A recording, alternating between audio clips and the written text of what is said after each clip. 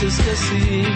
Una vez que yo te digo por fin, estás fresca. Muy bien, hace frío, está mojadita la cosa. ¿Cómo está la temperatura? ¿La tiene a mano ahí? La tenemos a mano, la temperatura 10 grados 3, el cielo está nublado con lloviznas, cielo nublado, probabilidad de lloviznas, fuertes chaparrones y una máxima de 11 prevista para este martes. Hermoso para quedarse en casa. ¿No bueno, sí, la verdad que está para quedarse, pero hay alguien que se animó a venir. Ahí ¿sí? está. Y a quien le vamos a agradecer. Hablamos de Gustavo Di Marcio, que es diputado del Frente para la Victoria, referente del movimiento Evita. ¿Cómo está, Gustavo? Buen día, ¿cómo les va? Primero para arrancar, hombre de La Plata. Así es. Porque sos conocido. Sí, del barrio El Mondongo. O sea que si ahí no sos del Lobo, sos bravo ahí, ¿no? Del Lobo, claro que sí. Ah, mirá vos, ¿viste? Ya para arrancar, hombre del Lobo, hombre de La Plata. Movimiento Evita, uno lo relaciona con Pérsico, uno lo relaciona con un montón de referentes, con el Chino. Primero, ¿cómo nació tu inquietud para instalarte en el movimiento Evita? ¿Por qué allí, no en otro lado? ¿Cómo nació tu carrera política, no? Sí, bueno, habría que remontarse a muchos años atrás. Digo, el movimiento Evita es la última expresión que ya van a ser 11 años. En la cual tengo una pertenencia orgánica de militancia, pero tuve siempre una inclinación hacia lo colectivo, hacia lo solidario, y eso me fue a hacer siendo parte de espacios políticos, por lo general, o espacios comunitarios también. Así que bueno, en el 2003 nosotros éramos un espacio llamado MTD Evita, Movimiento de Trabajadores Desocupados Evita, previo a la llegada de Néstor, y bueno, cuando llega Néstor ahí nos empezamos a hacer parte, porque entendimos que la propuesta que él estaba haciendo al país nos contenía, y bueno, en el poco tiempo, después ya en el año 2006, el MTD Evita se transformó en Movimiento Evita, así que bueno, desde esa época que soy miembro de esta organización. Hombre de las ciencias exactas, ¿no? Es verdad, por lo que he leído, ¿eh? Sí, me tocó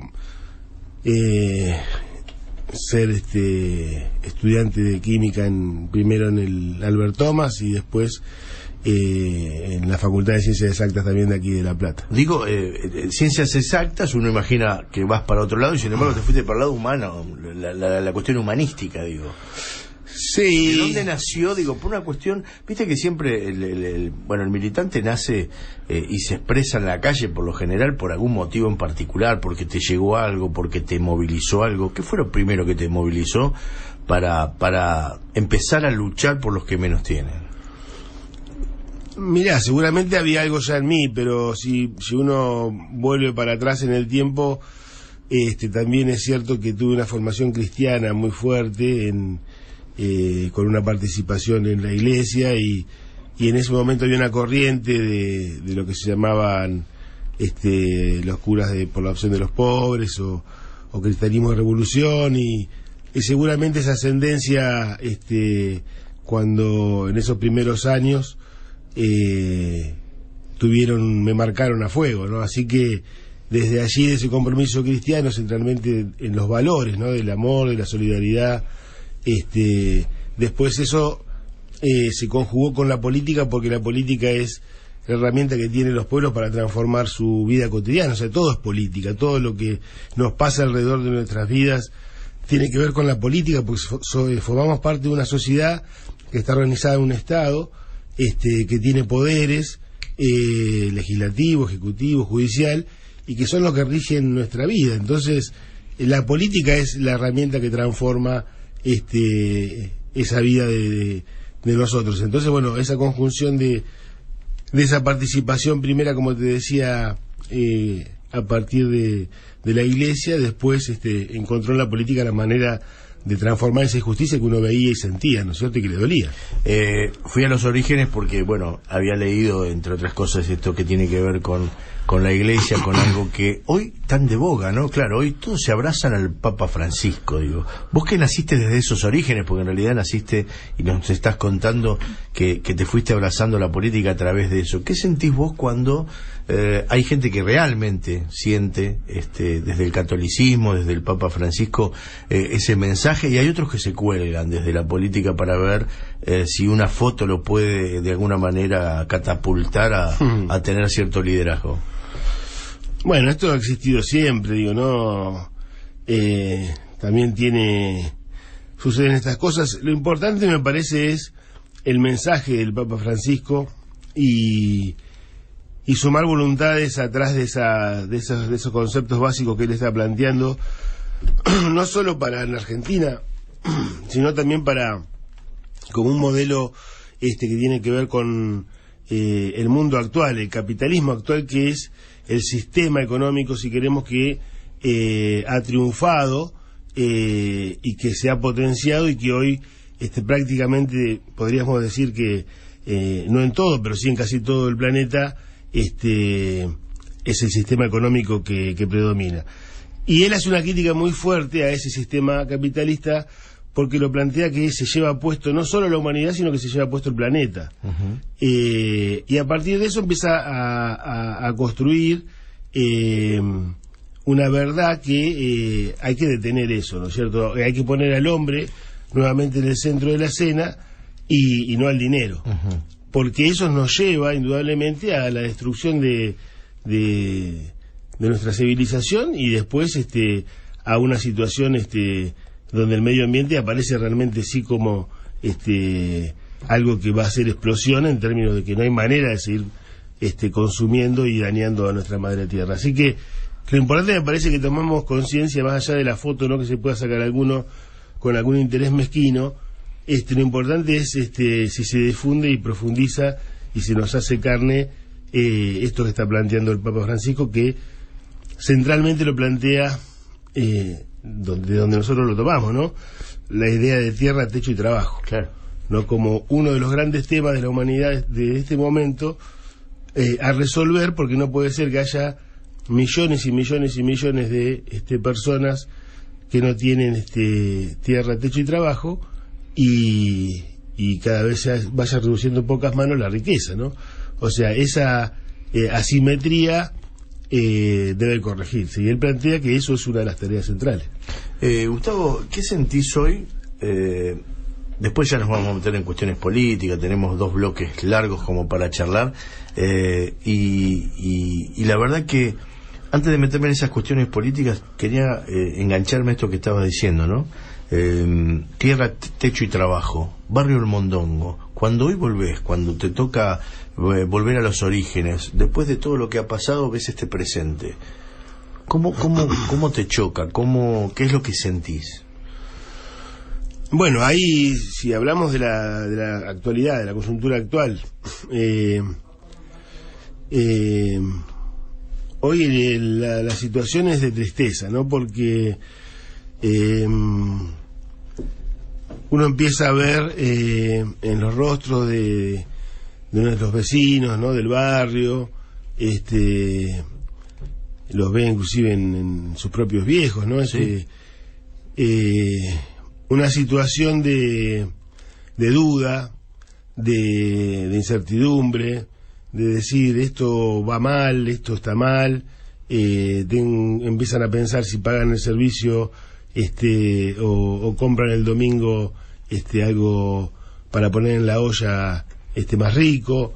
Entonces, bueno, la situación es que se empieza a vivir en función de un plan económico que se está aplicando, creo que genera eso, ¿no? Esa incertidumbre y esa pregunta, ¿no es cierto?, que nadie quiere volver a algo que está en la memoria cercana, que fue el 2001, ¿no es cierto?, o la década del 90. Uh-huh.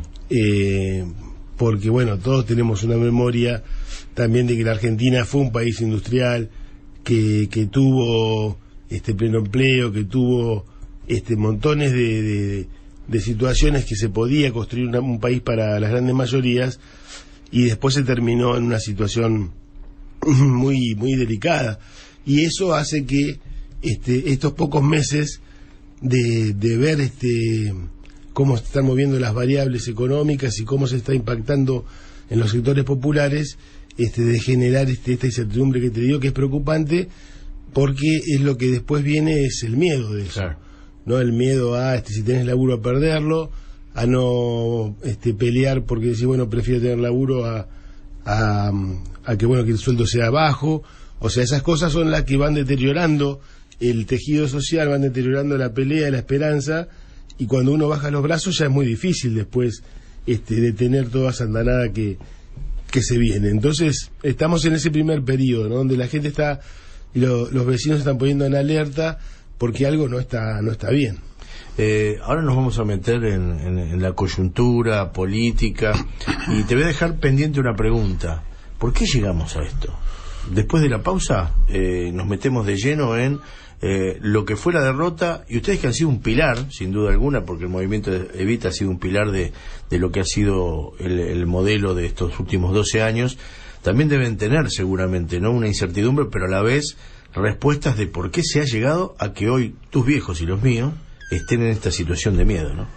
Recordemos las vías de comunicación para aquellos que quieran participar de esta charla: 55588, palabra clave Río, los mensajes de texto, contestador 422-9585 o WhatsApp 221-304-7441. Estamos hablando con Gustavo Gabriel Di Marcio, alias el tío, así te dicen. Así me dicen. Así le dicen al hombre, que es un diputado provincial del Movimiento Evita de la ciudad de La Plata, uno de los hombres más importantes de la política de estos tiempos. La Tecla en vivo, la voz de los protagonistas para que estés informado al instante. La Tecla en vivo. Otra vez que tú me dices que sí, una vez que yo Muy te bien, digo... seguimos charlando fuera de aire con Gustavo Di Marcio, diputado provincial del Movimiento Evita, y habíamos llegado a la pregunta que obviamente abre otro camino, ¿no?, que ya es el ¿por qué se perdió? ¿Por qué se llegó a esta instancia, ¿no?, de tener que padecer por ahí una situación ideológica que está lejano a lo que por ahí en un principio el pueblo votaba? Bueno, mirá, nosotros ahí, ya entrando más en el análisis político, porque puede haber varios análisis políticos también, el que hacemos nosotros es que planteamos que hubo una situación multicausal, o sea, más de una causa por la que se perdió. Pero hay dos de esas causas que le ponemos más el acento, que una es la económica y otra es la política. En la económica, lo que vemos es que nosotros veníamos, como Movimiento Evita, siendo parte del proceso anterior y del gobierno anterior, veníamos planteando que la etapa que seguía tenía que ser, decíamos, el segundo tomo. O sea, proponíamos inclusive a Tayana como un candidato. Sí, sí. Y el debate que poníamos alrededor de eso, decíamos el segundo tomo, que implicaba, para hablar en este caso puntual que mencionamos de la economía, mencionábamos que la economía argentina estaba concentrada y a la vez estaba, no era una economía nacionalizada, sino que había una fuerte presencia y un fuerte componente de esa concentración a la vez en manos de multinacionales. Lo cual genera, cuando el Estado no pone reglas claras, genera situaciones de topes, decimos nosotros, de distribución de la riqueza.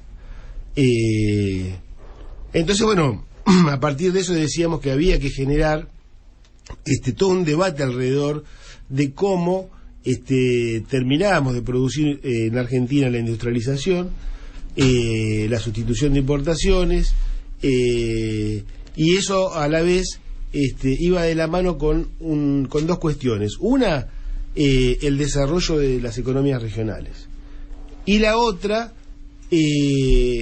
al nacionalizar la economía, con la idea de que dejemos de tener esa sangría que son lo que se llevan las multinacionales a sus casas matrices. ¿Se entiende? O sea, yo a veces menciono este dato, digo, ¿no? Francia y España, ¿no? Dos datos para para ver si entendemos lo que estamos planteando. Francia, el 40% de su PBI, está formado por lo que le llega de sus empresas en el exterior.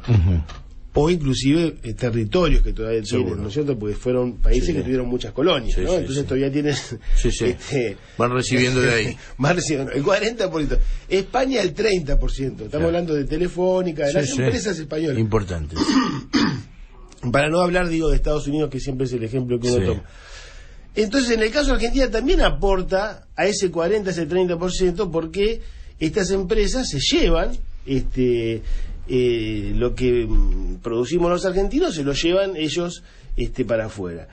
Entonces lo que decimos que había que meter la manguera para adentro, o sea, que eso quedara en el país. Eso tiene que ver con nacionalizar la economía. Entonces, una de las limitaciones que tuvimos fue económica, porque habíamos llegado a un techo de desarrollo que si no modificábamos la ley de entidades financieras, que es todavía de la dictadura, leyes que vienen de la época de Martínez de Oz, era muy difícil continuar, sí. ¿No es cierto? En un sistema de expansión, de distribución de la riqueza, con lo que sabemos que se complica cuando uno tiene el cuello de botella con los productos que uno tiene que importar para la industria. Bueno, ese era un problema que había que resolver para avanzar. Y el otro tema era político, decíamos. Nosotros, en el proceso anterior, teníamos, sí es cierto, decimos que había una tarea central que era que no se produjera la crisis. Recordemos que siempre nosotros hablamos de producir la crisis en términos de que estallara todo. Entonces, para estos modelos económicos que vienen a saquear nuevamente nuestros países, les es más fácil producir esa crisis, inclusive para que la transferencia sea mayor, como fue en otros momentos. Entonces había una tarea central que era que la crisis no se produzca, que el gobierno llegara hasta a su final de su mandato con estabilidad, con las variables económicas funcionando. Bueno, eso se logró, pero en términos políticos para eso tuvimos me parece un déficit grande, que fue el haber ido perdiendo sectores importantes del movimiento nacional y popular. Y bueno, eso creo que es en términos de la política, de estas dos variables que decíamos de las causas, ¿no es cierto?, que eran muchas, decíamos, hablábamos de dos como las más importantes, la económica, pero la política creo que también era determinante. O sea, el no haber visto que se venían perdiendo espacios del campo nacional y popular, que no teníamos un diálogo con el vecino de a pie. Recordemos, nosotros perdimos, para hablar de nuestro distrito, en Villa Elvira.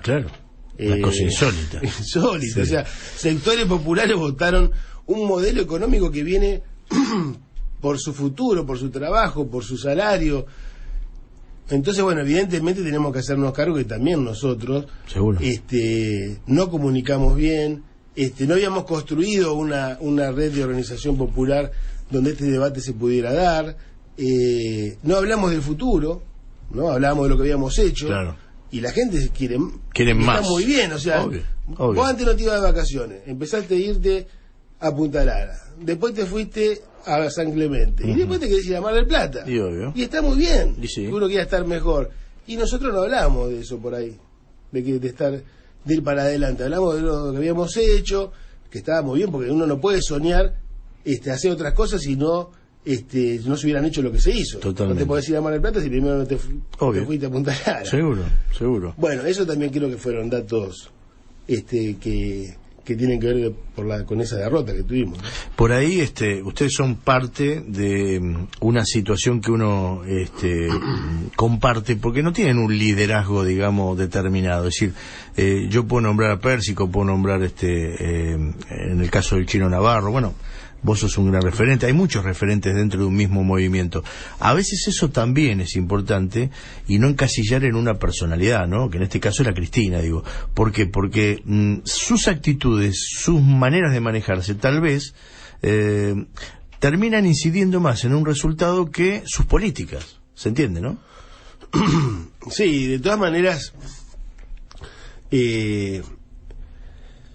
construir liderazgos en los procesos populares en estos tiempos que corren también es importante. Sí. Porque pero liderazgo con participación, Gustavo. Eso, exacto. Bueno, ahí está el tema, ¿no? Si va por ahí, sí. Yo creo que eso fue uno de los déficits también de la etapa anterior, digo, ¿no? Bienvenido el liderazgo que logramos construir de Cristina, entonces en esa época, de Néstor primero, obviamente. Sí. Pero creo que también nos faltó construir esa red social, esa red de organizaciones que, como vos decís, por lo general no se construyen desde autorreferencias, claro, desde personas, sino se construyen en un colectivo. Exacto. de liderazgos naturales y de múltiples liderazgos organizativos. Y esa red que nosotros le llamamos poder popular, tendría que ser el sostén, ¿no es cierto?, de esos procesos políticos, porque convengamos que cuando vos querés distribuir la riqueza se la tenés que sacar a alguien. Seguro. O sea, no hay manera, o sea, no, claro. ¿no? Entonces, el sacársela a alguien implica que vas por la plata de otro. Y sí. Y ese otro, por lo general en la historia argentina, que estamos hablando de los grupos concentrados económicos, o lo que fue la oligarquía, antes la oligarquía terrateniente en la Argentina, digo, ¿no? Era más fácil visualizarlo. Hoy son capitales nacionales que se han fundido con transnacionales, ¿no es cierto?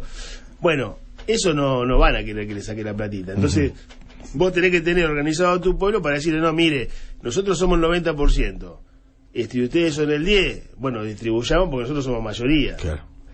Bueno, esa situación de distribución de la riqueza, si vos no tenés organización popular, es muy difícil avanzar, porque en algún momento van a ponerte palos en la rueda en el proceso político que vos hacés y vas a sufrir las consecuencias, claro, como la sufrió Cristina del primer día que asumió, la cantidad de situaciones que le tocó vivir de desestabilización. Claro. Digo, y no estamos tampoco exagerando nada. Fíjate lo que pasó en Brasil.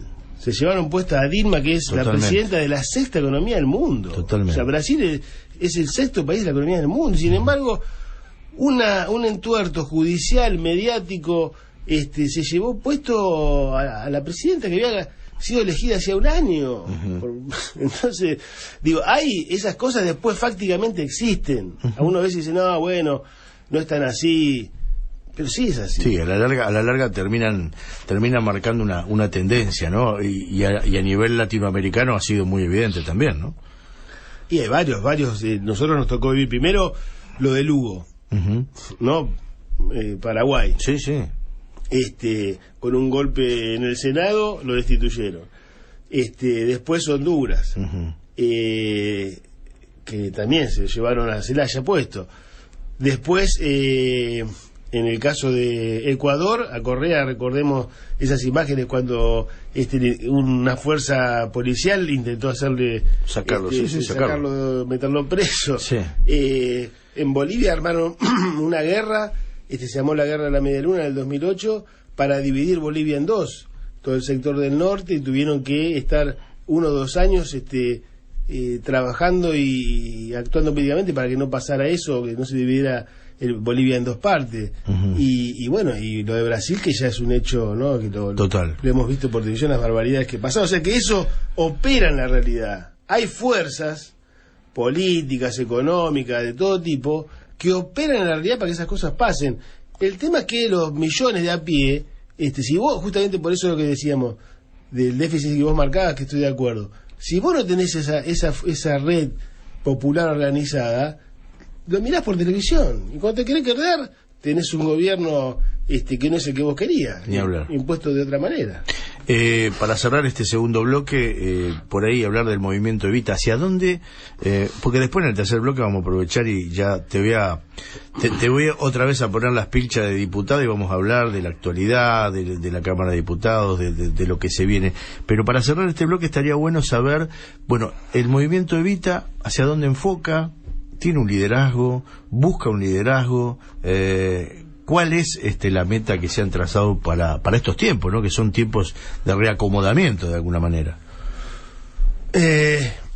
Nosotros hoy queremos ser parte, primero, de ser parte de esto que veníamos charlando, ¿no? De analizar la etapa anterior por la gravedad de lo que nos está sucediendo. Digo, no es solo que tuvimos una derrota electoral, sino en manos de quién, claro, ¿no? O sea, nosotros decimos que hoy no están gobernando quienes fueron parte de los grupos económicos que habían llegado a empoderarse del Estado a partir de los golpes militares, o yendo más atrás de lo que fueron la manera de llegar con el fraude, ¿no? La década del 30.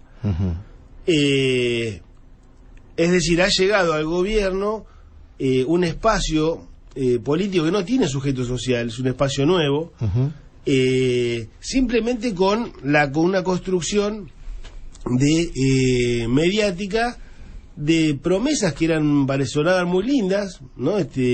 Pero que en realidad le mintieron a su electorado, y hoy estamos sufriendo las consecuencias de la aplicación de esta política económica que, digo, la gravedad que tiene todavía por ahí, lo empezamos a percibir todos los días con los tarifazos, con la situación de que se empiezan a cerrar la industria, pero lo más grave viene en donde nos quieren meter en lo que es el mosaico del juego mundial, no que nos quieren meter en el Tratado del Transpacífico, claro, que es ser parte de una política que le sirve solamente a Estados Unidos y meternos a toda Latinoamérica adentro de ese esquema, que no es ni más ni menos que tener que competir con el sudeste asiático, que los trabajadores ganan 20, 30 dólares, donde no hay ninguna ley laboral. O sea, ahí nos quieren llevar, o sea, a una situación que la Argentina, donde existió el peronismo, siempre se resistió, y por eso siempre el peronismo se levantó y dio pelea cuando nos quisieron llevar para ese lado, pero la realidad es que siguen insistiendo en llevarnos ahí. ¿Sentís que eso pasa? Porque uno lo escucha en algunos dirigentes de la actualidad que marcan como que el salario del trabajador es un costo social. Ellos lo denominan así. Claro. O sea, en realidad este planteo de que no, Argentina tiene los salarios más altos en dólares en la región, es imposible competir, toda esa cantinela tiene que ver con esto que hablamos anteriormente, que nosotros construimos un país donde pusimos el acento en la distribución de la riqueza. Entonces pensamos de que está bien que, bueno, vivimos en el capitalismo, el empresario tendrá que tener su ganancia, pero el trabajador tiene que tener un salario acorde que pueda vestirse, irse de vacaciones, ir al cine, educarse, y esos son salarios como los que se venían peleando en la Argentina en estos últimos 12 años, que le ganaban todos los años un poquito la inflación. Totalmente. Como movimiento, ¿cómo se van a manejar a partir de ahora? Es decir, hubo obviamente cuando el Chino Navarro salió a desprenderse, digamos, de romper de alguna manera el bloque, él lo explicó acá en este programa, fue muy claro, la verdad que su expresión me pareció sumamente inteligente, y aparte compartía que no era momento como para estar compartiendo lugares con gente que por ahí ya evidentemente o está viciada, digamos viciada en el sentido de que ya está quemada, digamos, para decirlo en términos más populares, y también para ver si se puede encontrar un espacio en donde realmente puedan reacomodar la estructura que ustedes tenían, ¿no? Porque como vos decías, por ahí los grupos se han quedado en la última etapa de Cristina medio como desechados. Es más, creo que la Cámpora comenzó a ganar un terreno, dejando de lado por ahí aquellos que le habían dado el sustento, ¿no?, de la victoria.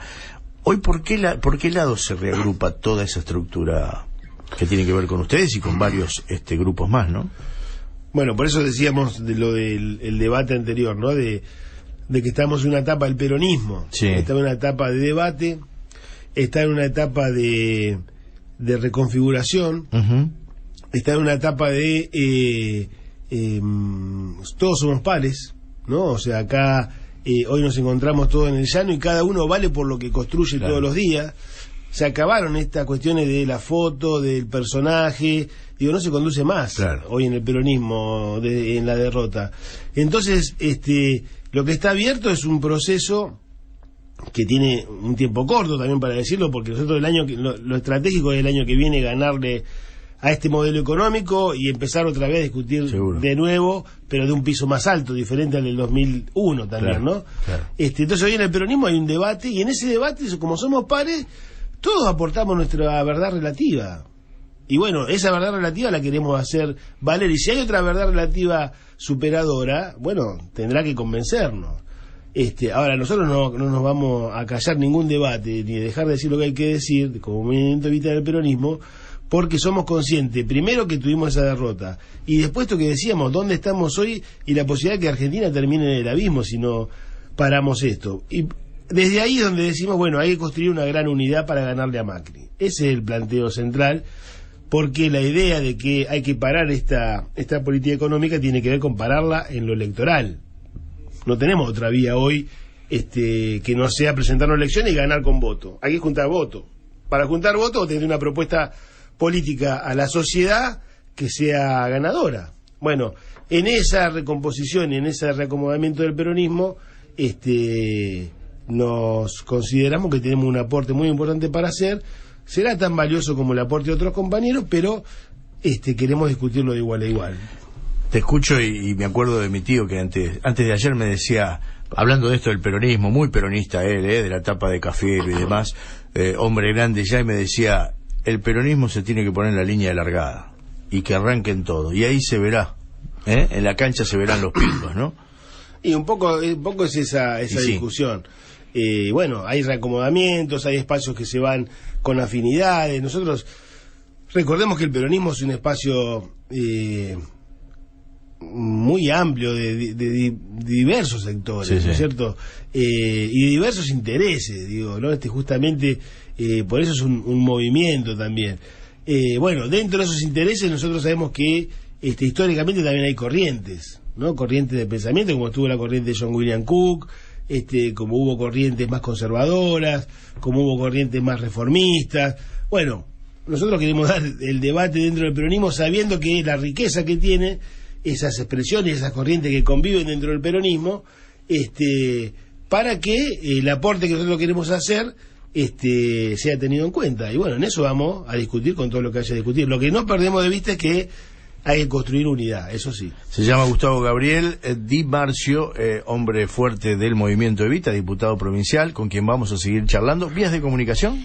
588, palabra clave Río, contestador 422-9585, el WhatsApp 221-304-7441. Estás en Cadena Río. Buena música. Estás en Cadena Río. Y tu voz. Provincia de Buenos Aires. Móvil en Cadena Río. Y estamos a 15 minutos de las 10 de la mañana y volvemos a retomar el contacto con Marcelo Gea. Marce. Gracias, Flora. Estuvimos nosotros en el Hospital San Martín porque hace 2 semanas que María del Carmen Silva, una chica de 23 años, está internada en estado crítico porque recibió un balazo en su cabeza. Se cree que se trataría de un caso de violencia de género. Vamos a escuchar a su tía, Sol, nos contaba lo siguiente. Mi sobrina está internada en un hospital, peleando por su vida, recibió un balazo en la cabeza, supuestamente accidental, sigue en estado crítico, el daño cerebral es muy grande. La pareja de ella de hacía 3 años, se llama Pablo Ribeiro, tiene 43 años y bueno, ellos estaban viviendo juntos y esto sucedió a la madrugada, supuestamente fue todo un accidente. Él está detenido porque las pericias todavía no están, o sea, desde un principio sospecha desde ese punto de vista de él y de la parte familiar somos muchos los que pensamos que no fue un accidente. En Fiscalía nos dicen que ella ya había hecho 3 denuncias por violencia familiar. A la vez, él ya tenía denuncias anteriores de otras mujeres. Hasta allí las palabras de Sol. Ella es la tía de María del Carmen Silva, esta chica de 23 años que está internada hace 2 semanas en el Hospital San Martín con un balazo en la cabeza. Su estado es crítico. ¿Por qué decimos que se sospecha de un caso de violencia de género? Porque su pareja, Pablo Abel Ribeiro, de 43 años, tenía ya denuncias de su anterior pareja y también de María del Carmen. Les periciaron el teléfono de María del Carmen. Cuando lo fueron a ver desde la Fiscalía, el teléfono tenía todo, pero absolutamente todo borrado. Las conversaciones, los WhatsApp, las llamadas. Y además, en un primer momento, cuando declaró Pablo Ribeiro ante la fiscal del caso, Betina Laki, en la primera oportunidad dijo que se trató de un accidente, que estaba limpiando el arma en la cocina cerca de las 2 de la mañana. el arma se disparó por accidente. La segunda vez se negó a declarar. Este hombre está detenido y la familia está pidiendo por testigos, por vecinos que pudieron haber escuchado algo. Este caso sucedió en 17, entre 80 y 81. Están pidiendo testigos, amigos, vecinos que pudieran haber escuchado algo, que quizás María del Carmen les había contado algo, como para tener algo más para poder sostener y que la detención de Pablo Ribeiro sea efectiva y se lo pueda elevar a juicio por intento de homicidio y violencia de género, por supuesto. Chicos. Bueno, es lamentable que estemos escuchando un nuevo caso de este tipo. Acá se está luchando por una vida y también va a ser clave tanto las declaraciones de lo que sepa la familia y como vos bien decías de algún testigo que pueda ayudar en la causa. Muchas gracias. Lo que diga el teléfono, porque todavía lo están periciando y están tratando de recuperar conversaciones. Claro. Bueno, gracias, Marce. Hasta luego. De nada, siguen ustedes. Chau, chau. Móvil en Cadena Río. Presentó Cámara de Diputados de la Provincia de Buenos Aires.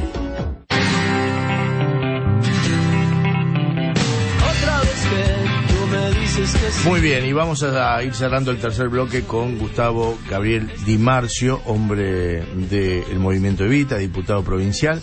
Bueno, ¿cómo está la Cámara? Digo, para meternos ya en la actualidad, mucho tironeo. En el comienzo se parecía como que había cierta, digamos, manera de manejarse en donde Vidal pudo ir sacando determinadas leyes. ¿Esto se va a ir complicando, digo, por las situaciones que se va atravesando?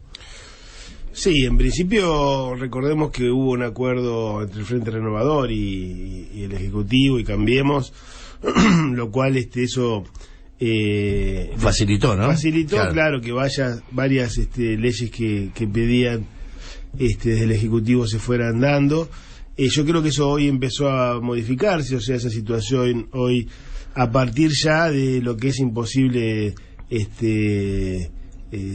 dejar de ver, que es cómo está impactando el tarifazo en los bonaerenses, cómo las políticas de reducción del consumo empiezan a impactar, cómo la apertura de importaciones empieza a impactar en términos de la producción. Eso creo que por una cuestión obvia, el Frente Renovador y ese sector político empieza a despegarse del acuerdo que tenía con Cambiemos. Entonces creo que entramos en este segundo semestre, vamos a entrar en una situación en la Cámara quizás diferente, donde esa situación anterior ya no va a existir tan consolidada como fue al principio, y quizás se puedan discutir algunas propuestas legislativas que sí hagan por ejemplo, al beneficio de las mayorías bonaerenses, que hoy, para ponerte algunos ejemplos, hemos presentado proyectos para proteger a los pequeños y medianos productores del cordón frutícola. Hemos presentado proyectos para cuidar a los productores lecheros o porcinos. Hemos presentado proyectos para que no haya impacto en los clubes de fútbol y entidades intermedias con el tema del tarifazo. Bueno, ninguno de esos proyectos caminaba, avanzaba. Bueno, yo creo que el segundo semestre quizás haya posibilidades de poder discutir proyectos que puedan avanzar en términos después de la composición de la Cámara, me refiero, ¿no? Sí, de los números que necesitas para que se salgan los proyectos de ley. Para que podamos avanzar en este tipo de discusiones que hasta hoy, bueno, estaban de alguna manera paradas a partir de ese acuerdo que había entre estos dos sectores, ¿no? Scioli pintaba todo de naranja, Macri pintaba todo de amarillo, y apareció Vidal con un color verde. ¿Esto tiene algún significado político? Yo por lo menos lo tomé como un significado político. ¿Podrá encontrar Vidal otro tipo, ya no de imagen, porque evidentemente la imagen positiva de Vidal se ha mantenido y la de Macri ha bajado? Digo, políticamente, ¿podrá haber alguna variante? ¿Ustedes pueden considerar que tal vez en la provincia de Buenos Aires pueda haber mayor acercamiento que el que hay a nivel nacional? Mira, ella tendría que, obviamente no lo va a hacer, pero tendría que despegarse de las políticas macroeconómicas, que son las que van a llevar a la Argentina a una instancia muy, muy compleja de seguir avanzando. Entonces tendría que empezar a tener ella autonomía de decir, bueno, por este camino no, porque si vamos a hacer cerrar a miles de pymes que se abrieron en los últimos 12 años, que son las que generan el 80% del trabajo en la Argentina, vamos a tener un índice de desocupación otra vez del 15-18%, es Argentina la Argentina del desastre. Entonces ella tendría, si realmente quiere pararse en otro lado, empezar a decir que no está de acuerdo con esas políticas macroeconómicas, que ella en la provincia, bueno, esto yo no lo estoy viendo. Sí puede ser una cuestión de marketing, como vos decís, de un color, de poca exposición, de aparecer siempre para cosas donde se saca una foto con una sonrisa, cuidar una imagen para un futuro cercano. Es probable. Ellos construyen mucho de esa manera. La realidad es que hoy la provincia está parada. Para cerrar, me parece que no es un día más que importante, no es un día más, ni mucho menos, porque se cumple un nuevo aniversario de la muerte de Evita, Movimiento Evita. ¿Qué te dice esto? ¿Y qué piensan hacer en un día como hoy, no?